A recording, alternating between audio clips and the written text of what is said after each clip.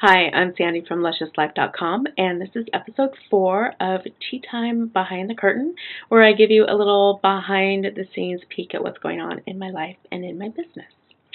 So I had originally intended to talk about something totally different, and then my morning happened, and had a little change of plans. So as usual, I have my warm tea, which today is turmeric tea, and look at the color, isn't it gorgeous? Um, and it's just something that I find really calming and soothing. And I wanted something calming and soothing as I shared a little bit of a silly story about myself.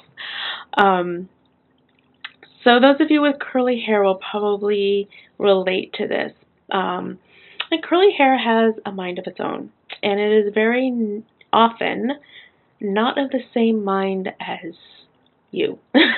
And that was the case this morning. My hair was just asserting her independence.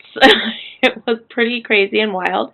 And I was having a time with it. You know, I was kind of creating this really big drama about the fact that I was having a frizzy hair day. And I noticed I was just making up this big, huge like problem about it, that I couldn't film this today. What was wrong? Why was my hair acting this? It just was like a big, big deal. And in the midst of it, I kind of saw the absurdity of getting, so upset about the fact that my hair was doing one thing and I was wishing that it would do another. Um, and in that moment, I found a bit of compassion and love for the me that gets really twisted up about stuff like that. I really found my way behind the judgment about, well, first of all, how my hair should be reacting and how I should be handling it, and all that other stuff. I found my way behind that to the love and compassion for the me that just sometimes gets tripped up by some frizzy hair. So, sometimes living a luscious life is about the very deep, profound desires and choices that we make, what we choose to honor in our life. And sometimes a luscious life is about, in the moment, choosing to love yourself in the absurdity of overblown drama. And, as soon as I found that little place of compassion for myself, it all lifted. It's like there's plenty of things to do about a bad hair day. You can get it wet and start over. You can wear a hat. I have lots of those. And today, you can just ignore it.